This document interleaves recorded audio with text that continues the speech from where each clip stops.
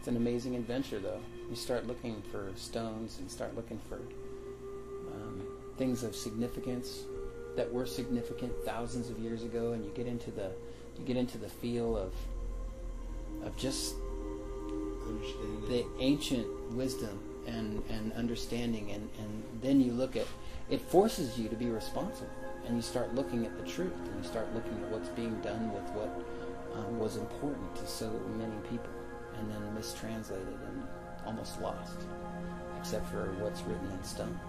We're going to go to the top here, and I'm going to show you the altar stone. And if I find some more stuff along the way, I'll show you that too. You can see the language reads from right to left. And here's your symbol. Here's your Yahuwah, which you can barely make out because, well, it's just been weathered and over a period of time. And this blistering sun, you can tell how black the rock is, and it's probably not going to last much longer as it is, even though it's been here for centuries. But it says Yahuwah Elohim. See, this is an N. Looks almost like an N. And then this is a U. Very similar to a U. So Yahuwah Elohim literally translates to our God, or the God of all of us. The star chart, which is just amazing because it tells the date. It literally narrows it down to a day within a year that these people were there, and a moment of significance in the sky. Let me show you the date of when these people were here, down to the day on the calendar that you can see for yourself. This is what's known as the zodiac table. These petroglyphs signify a constellation, or a series of constellations, and a stellar event. And if you can look to the bottom right-hand corner, you'll see what is known as the Yah glyph. Now the Yah is a solar eclipse in Virgo. And if you look here, you'll see there's this crescent, which signifies the moon and the sun, the moon going in front of the sun. Now what tells us that it's a constellation is immediately behind it you see the scorpion. And then up above to the right you see the constellation Virgo. And then up on the top you see Ursa Major and Ursa Minor. In the center you see a spiral, more or less, which indicates the location of the viewer and the horizon. So we're looking at the sky, and you can also see Bootes and Draco.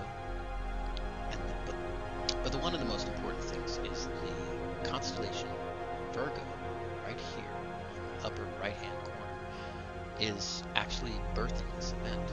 Let's take a look at Cyber Sky, which is a program which uses constellations and stars in the sky, given dates and times very accurately. The exact same stellar event occurs on September 27th, 759 BC.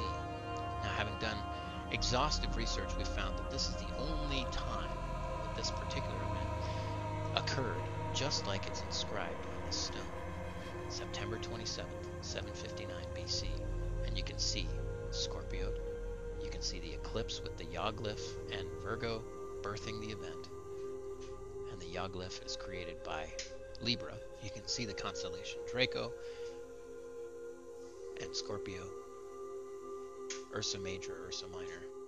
It's all right there. It's exactly the same. And this event lasted nearly 6 hours. So it's very significant. Once you read the text and you start to understand the Hebrew behind the words, and you understand the person and the relationship that they had with the subject that they were carving into stone, once you understand more, you start to realize that this isn't a Ten Commandments stone. This is an agreement stone between the writer and his God. You can see how the top line there has been chiseled out. Somebody just chiseled it out. There's a piece down over here that's missing, actually right about here, that's missing, broken off, and somebody took it home as a trophy. You can see up above there's people who, put in their own significance, scribe in their own, name. I was here.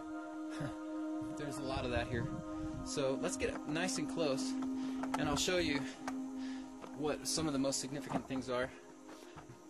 one of the things that'll show really something that's important is that the language reads from right to left, and each one of the commandments is not necessarily a commandment, but it's a depiction of what is not.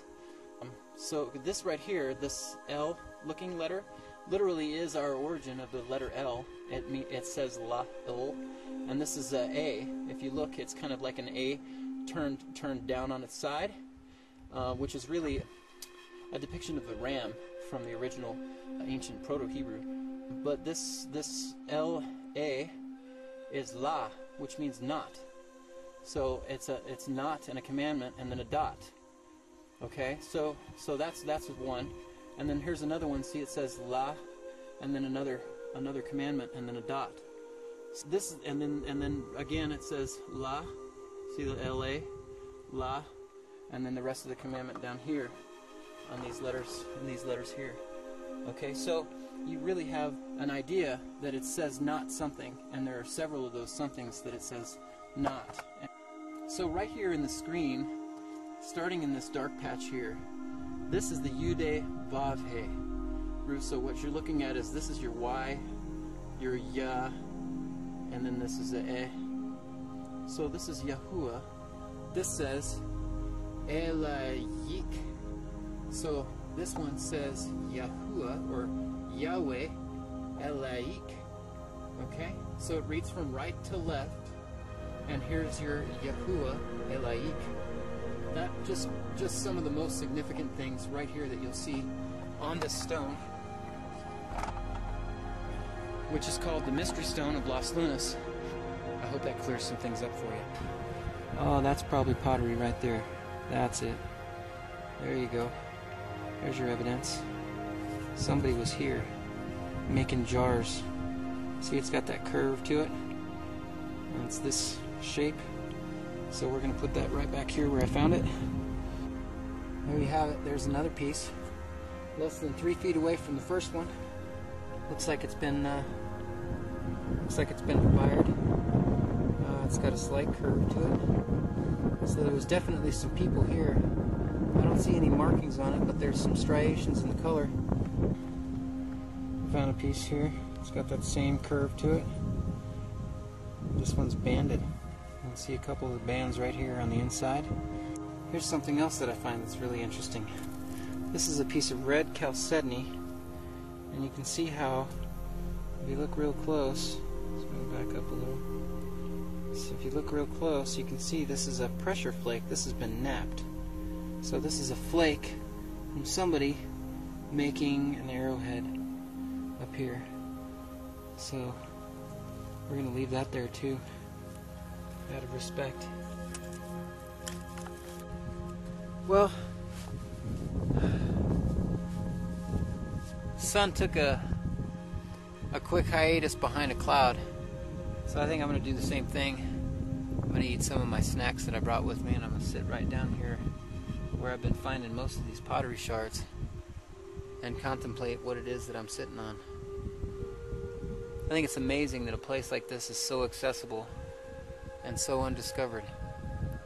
So I'm just going to sit here and drink some of my water and eat a little of my food and think about the people that may have left some of these things behind.